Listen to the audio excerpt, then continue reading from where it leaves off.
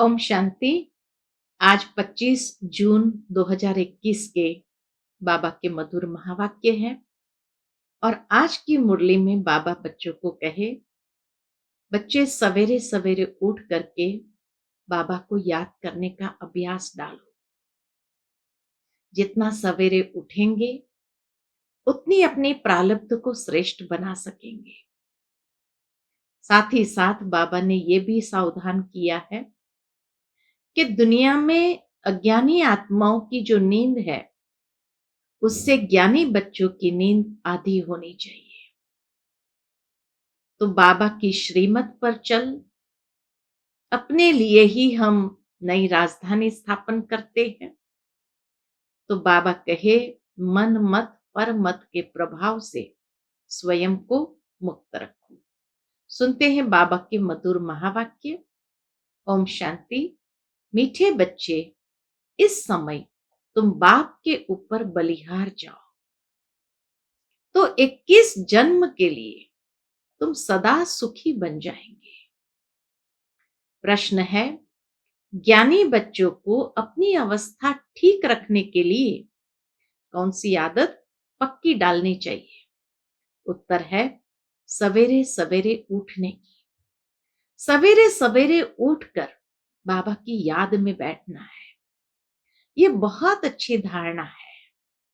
जो बच्चे जल्दी सोते और जल्दी उठ जाते, उनकी अवस्था सारा दिन ठीक रहती है। अज्ञानियों की नींद से ज्ञानी बच्चों की नींद आधी होनी चाहिए।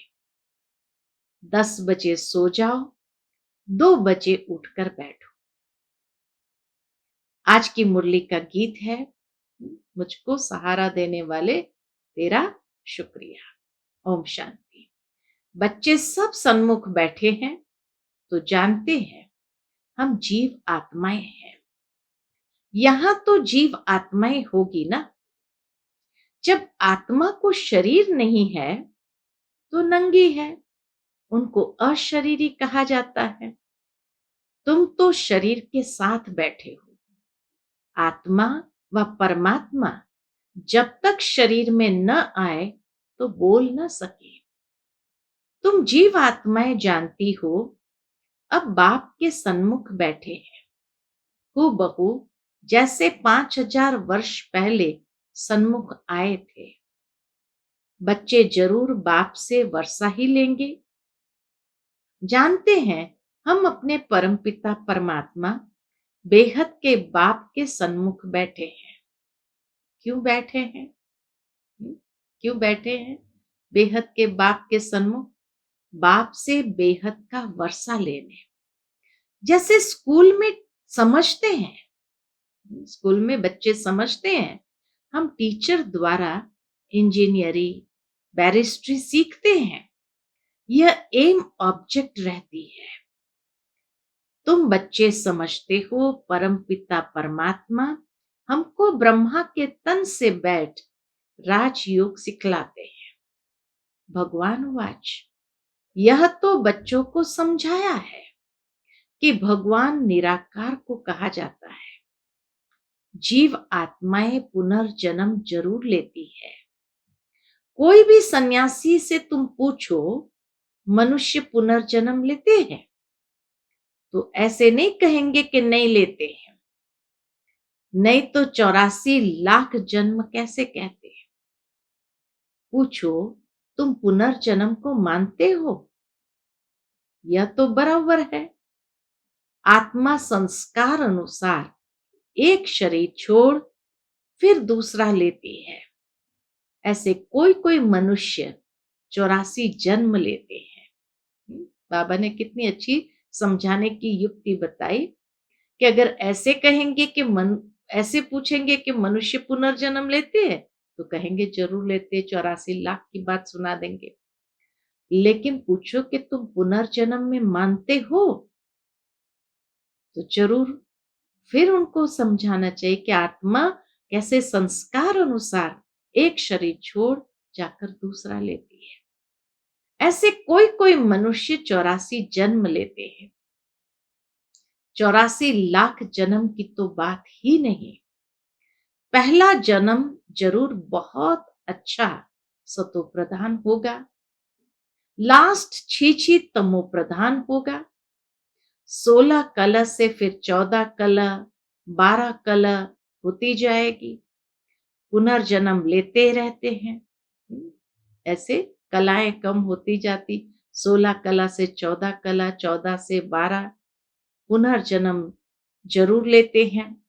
पूछना चाहिए, अच्छा परम पिता परमात्मा पुनर्जन्म लेते हैं, वह पुनर्जन्म रहित है?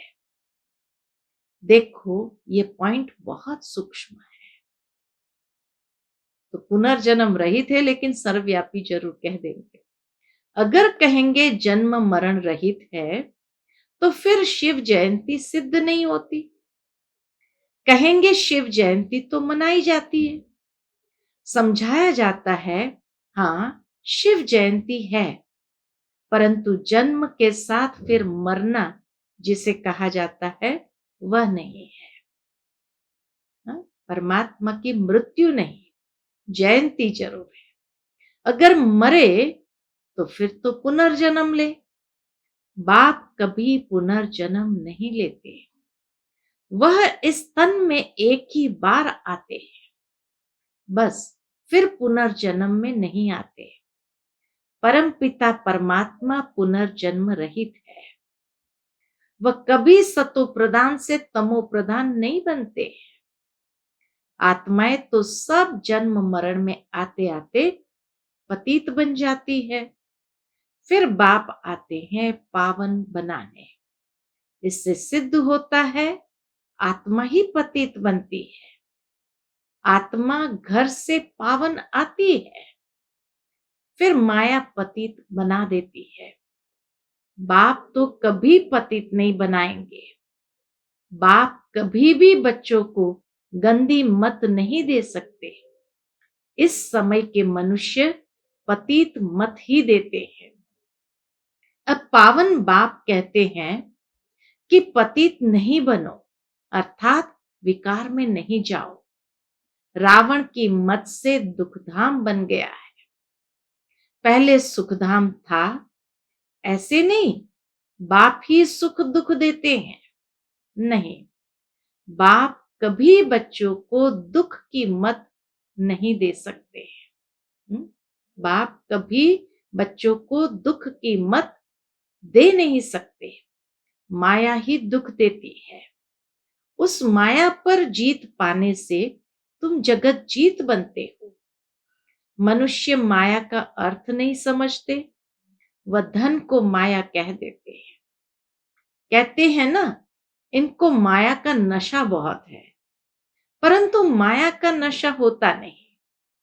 वहां रावण का भूत बनाकर जलाते नहीं, सतयुग में रावण का भूत बनाकर जलाते नहीं, भूत तो दुश्मन का बनाया जाता है। रावण राज्य शुरू होता है आधा कल्प से, देह अहंकार आने से फिर और विकार आ जाते हैं। शास्त्रों में लिखा हुआ है, देवताएं वाम मार्ग में अर्थात विकारों में जाते हैं, माया के वश होने से परवश बन जाते हैं, पर मत पर चलते रहते हैं। अभी तुम चलते हो श्रीमत पर मत माना माया की मत। श्री अर्थात श्रेष्ठ मत है बाप की, वह है रावण की मत, पर मत। इसलिए बाप ने कहा है, आसुरी संप्रदाय सब रावण की जंजीर में बंधे हुए दुखी है। पर मत के कारण ही सब आसुरी संप्रदाय रावण की जंजीर में बंधे हुए दुखी है। मनुष्य ने सतयुग की आयु लाखों वर्ष समझ ली है, तुम तो हिसाब बताते हो 5000 वर्ष कैसे है। क्राइस्ट को 2000 वर्ष हुआ, बुद्ध को 2250 वर्ष हुआ, फिर इस्लामी को 2500 वर्ष हुआ, सबको मिलाकर आधा कल्प हुआ। उनके पहले तो देवताओं का राज्य था, फिर देवताओं को लाखों वर्ष कैसे कह सकते हैं? इतने मनुष्य होते फिर तो मनुष्य बहुत हो जाते, इतने तो है नहीं। 5,000 वर्ष में ही करोड़ों मनुष्य हो जाते हैं। कहते भी है क्राइस्ट से 3,000 वर्ष पहले भारत में आदि सनातन देवी देवता धर्म था। 5,000 वर्ष पूरे हो जाते हैं, नाटक पूरा तो होता है ना। इन बातों को कोई जानते नहीं। मैं जो हूं, जैसा हूं, ये चक्र फिरता है, कोई जान न सके। बाप ही समझाते हैं। यह है गीता एपिसोड। बाप ने आकर सहज राजयोग सिखाया था। बाबा बुढ़ियों को भी समझाते हैं। क्या समझाते हैं? कि ये बहुत सहज बात है, सिर्फ बाप और वर्षे को याद करना है। बच्चा पैदा हुआ, गोया वारिस पैदा हुआ। तुम समझते हो हम बाबा के वारिस हैं। जिस तरह दुनिया में कोई बच्चा पैदा होते ही समझते हैं वारिस आया, तो बाबा कहे तुम समझते हो कि हम बाबा के वारिस हैं। 5,000 वर्ष बाद फिर से मिलने आए हैं। ये बड़ी गुप्त बातें हैं। बाबा पूछते हैं आगे कभी मिले हो? कहते हैं हाँ बाबा। आत्मा इस मुख द्वारा कहती है हम 5,000 वर्ष पहले आपसे मिले थे। आप इस तन द्वारा शिक्षा देने आए थे। जो पक्के पक्के बच्चे हैं समझते हैं हम बाबा से बेहद का वर्षा लेने बैठे हैं। हम बाबा से बेहद का वर्षा लेने यहाँ बैठे हैं। हम बेहद के बाप के बने हैं ब्रह्मा द्वारा। बाप कहते हैं मुझे पहचानते हो? पूछते बाबा कितना प्यार से, बच्चे मुझे पहचानते हो? मैं तुम्हारा बाप हूं। तुम कहेंगे हाँ बाबा, हम आत्माओं के आप परमपिता परमात्मा बाप हो। बाप भी कहते हैं तुमको हमने स्वर्ग में भेजा था, वर्षा दिया था, फिर माया ने छीन लिया, फिर अब मैं देता हूं। पूरा साइकिल आ गया। पहले बाबा ने दिया था, फिर माया ने छीन लिया, अब बाबा कहे मैं फिर से आकर के देता हूं। माया वर्षा छीनती है और बाप दिलाते हैं। यह अनेक बार खेल हो चुका है। यह खेल बाबा कहे अनेक बार हो चुका है और होता रहेगा। अंत नहीं है। बाप के बनते हैं फिर कोई सगे, कोई लगे, कोई सौतेले, कोई मातेले बनते हैं। कच्चे पक्के तो है ना। पक्कों को भी कभी माया एकदम जीत लेती है। आज पक्के हैं, लेकिन बाबा कहे पक्कों को भी कभी माया एकदम जीत लेती है। बच्चे कहते हैं बाबा हम जब तक जिएंगे आपसे वर्षा लेते रहेंगे। विकर्मों का बोझा सिर पर बहुत है, तो जितना तुम याद में रहेंगे उस योग अग्नि से तुम पाप आत्मा से क्या बनते हो? पाप आत्मा से पुण्य आत्मा बनते जाएंगे। आग चीज को पवित्र करती है।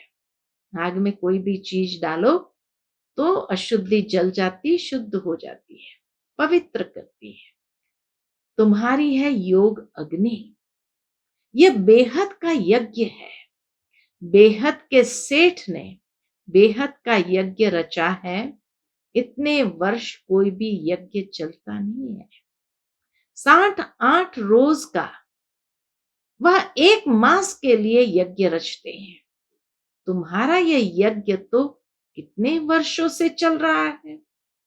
पूछते बाबा, यह यज्ञ तुम्हारा कितने वर्षों से चल रहा है? बाप तो सुनाते रहते हैं, कहते हैं भूल मत जाना, सिर्फ मुझे याद करो तो तुम्हारे जन्म जन्मांतर के विकर्मों का बोझा कटता जाएगा।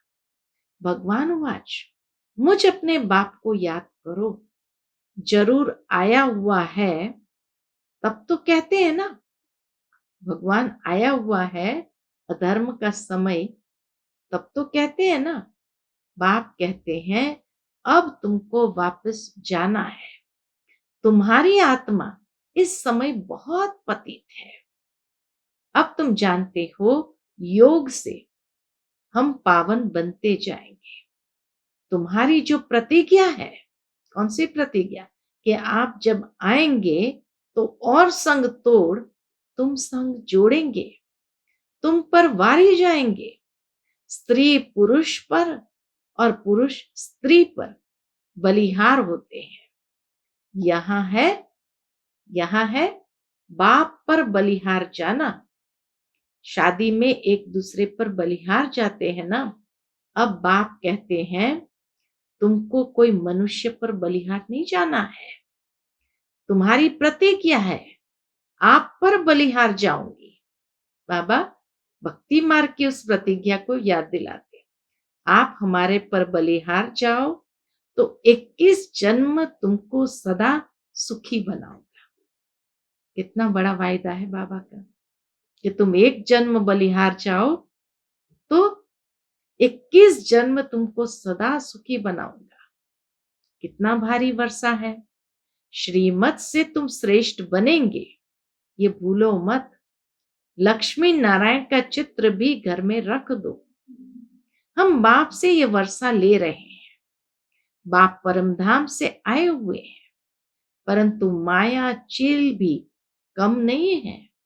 आज बाबा ने माया को कहा माया चील है, जो चील भी कम नहीं है। सबकी बात नहीं है परंतु नंबरवार है। कोई तो एकदम भूल जाते हैं कि हम बाप से वर्षा लेते हैं। यहां बैठे हैं तो नशा चढ़ता है, यहां से बाहर निकला और भूला, फिर सुबह को रिफ्रेश होते हैं, फिर सारा दिन भूल जाते हैं। 4-5 वर्ष रहकर अच्छी सर्विस करने वाले भी आज देखो नहीं है। कुछ अवज्ञा की है तो माया ने जोर से थप्पड़ मारा और चले गए। कितनी सूक्ष्म बात बाबा ने कही है यहाँ पर, कि जो चले जाते हैं वो क्यों चले जाते हैं, कुछ अवज्ञा की है तो माया ने जोर से थप्पड़ मारा और चले गए। बाबा कह देते हैं चढ़े तो चाखे प्रेम रस, गिरे तो चकनाचूर। देखते हो कैसे चकनाचूर हो जाते हैं। वैकुंठ में तो जरूर चलेंगे, परंतु पद तो नंबरवार है ना। भल वहां सब सुखी रहते हैं, फिर भी मर्तबे तो है ना। स्कूल में मर्तबे पाने के लिए ही तो पुरुषार्थ करते हैं, ऐसे नहीं प्रजा ही सही। कोई ये संकल्प के साथ पुरुषार्थ नहीं करते, स्कूल में भी, स्थूल स्कूल में भी।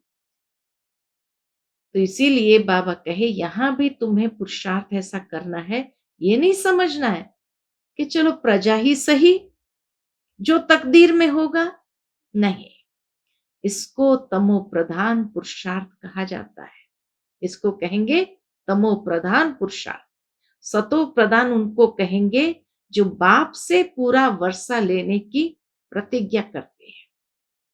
यह गुड़ दौड़ है, सभी नंबर 1 तो नहीं जाएंगे। यह ह्यूमन रेस है। तुम चाहते हो हम जल्दी शिव बाबा के गले में पिरो जाए, तो उनको याद करना पड़े। सारा मदार किस पर है, याद पर है। माया विघ्न ऐसा डालती है जो एकदम रेस से निकाल देती है। माया विघ्न ऐसा डालती है जो एकदम रेस से निकाल देती है। तुम्हारी ह्यूमन रेस है। आत्मा कहती है हम बहुत दुखी हुए हैं, शरीर लेते लेते बहुत तंग हुए हैं, कहते हैं अब जाए बाबा के पास। बाबा ने युक्ति तो बतलाई है, बाबा के पास जाने की युक्ति तो बतलाई है। कहते हैं बाबा हम आपकी याद में ही रहेंगे। जितना टाइम निकाल सको उतना अच्छा है। गवर्नमेंट की सर्विस में भी 8 घंटा देते हो, ऐसे याद में भी 8 घंटे तो रहो। जैसे गवर्नमेंट सर्विस में 8 घंटा देते हैं, तो बाबा कहे याद में भी 8 घंटे तो रहो। सृष्टि को स्वर्ग बनाना ये कितनी भारी सर्विस है। सिर्फ बाप को याद करो और सुख धाम को याद करो। बस ये 8 घंटा सर्विस करेंगे तो तुम पूरा वर्षा पाएंगे। ये 8 घंटा सर्विस करेंगे तो बाबा कहे तुम पूरा वर्षा पाएंगे। ऐसे ऐसे याद करते करते तुम्हारे विकर्म विनाश होंगे। 8 घंटा इस सर्विस में दो, बाकी 16 घंटा तुम फ्री हो, जो चाहे करो। जितना हो सके तुम घड़ी घड़ी याद करो। याद तो कहां भी बैठकर कर सकते हो।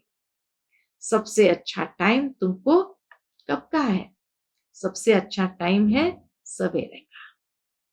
तो बाबा कहे सबसे अच्छा टाइम तुमको सवेरे मिलेगा। सिंधी में कहावत भी है, सवेरे सोना सवेरे उठना। सवेरे सोना सवेरे उठना माना जल्दी जल्दी सोना, जल्दी जल्दी उठना। वही मनुष्य बड़ा गुणवान है। ये गायन भी अभी का है। बाप कहते हैं रात को जल्दी सो जाओ और फिर सवेरे सवेरे उठो। अज्ञानी लोग 8 घंटा नींद करते हैं, तो तुम्हारी नींद आधी होनी चाहिए। 4-5 घंटा नींद बस। तुम कर्म योगी हो ना। रात को 10 बजे सो जाओ, 2 बजे उठो। शिव बाबा को याद करने से तुम्हारी कमाई बहुत है। तुमको हेल्थ वेल्थ दोनों ही मिलेगी। अच्छा, 2 बजे नहीं तो 3 बजे उठो, 4 बजे उठो। फर्स्ट क्लास समय वह है। 2 से 5 का समय फर्स्ट क्लास समय है। शांति रहती है, सब अशरीरी बन जाते हैं। उस समय सन्नाटा बहुत होता है। उस समय में सन्नाटा बाबा के बहुत होता है। अमृत वेले की याद अच्छा असर करती है। वाह वाह बहुत करके रात को जागते रहते हैं। बाबा को तो विचार सागर मंथन करना होता है, तो बाबा तो बहुत करके रात को जागते रहते हैं। अर्थात सुबह 2 बजे से लेकर के बाबा मनन चिंतन करने, विचार सागर मंथन करने बैठ जाते थे। सूक्ष्म सर्विस में थकावट नहीं होती। कमाई से तो खुशी होगी। तुम बच्चे सवेरे उठ अपनी अविनाशी कमाई करते रहो। अच्छा अच्छा, मीठे मीठे सिकिलदे बच्चों प्रति माता पिता बाप दादा का याद प्यार और गुड मॉर्निंग। रूहानी बाप की रूहानी बच्चों को नमस्ते। हम सब रूहानी बच्चों की रूहानी माता पिता बाप दादा को याद प्यार, गुड मॉर्निंग और नमस्ते नमस्ते। धारणा के लिए मुख्य सार है आज की मुरली से। पहली पॉइंट, 21 जन्म सदा सुखी बनने के लिए एक बाप पर पूरा पूरा बलिहार जाना है। 21 जन्म सदा सुखी बनने के लिए एक बाप पर पूरा पूरा बलिहार जाना है। श्रीमत से श्रेष्ठ बनना है। मन मत व पर मत को त्याग देना है। कोई अवज्ञा नहीं करनी है। दूसरी पॉइंट है, सवेरे सवेरे उठकर याद में बैठ कमाई करनी है। सृष्टि को स्वर्ग बनाने की सर्विस कितना समय करना है? कम से कम 8 घंटा जरूर करनी है। आज का बाबा का मधुर वरदान है, देह के भान को अर्पण कर समर्पण होने वाले योग युक्त बंधन मुक्त भव। देह के भान को अर्पण कर समर्पण होने वाले योग युक्त बंधन मुक्त भव। जो देह अभिमान को अर्पण करता है उनका हर कर्म दर्पण बन जाता है। जो देह अभिमान को अर्पण करता है, उनका हर कर्म दर्पण बन जाता है। जैसे कोई चीज अर्पण की जाती है, तो वह अर्पण की हुई चीज अपनी नहीं समझी जाती है। तो देह के भान को भी अर्पण करने से जब अपनापन मिट जाता है, तो लगाव भी मिट जाता है। उन्हें ही संपूर्ण समर्पण कहा जाता है। ऐसे समर्पण होने वाले सदा योग युक्त और बंधन मुक्त होते हैं। सदा योग युक्त और बंधन मुक्त होते हैं। उनका हर संकल्प, हर कर्म युक्ति युक्त होता है। आज का मधुर स्लोगन है, सर्वशक्तिवान को साथी बना लो तो सफलता आपके चरणों में आ जाएगी। समझा?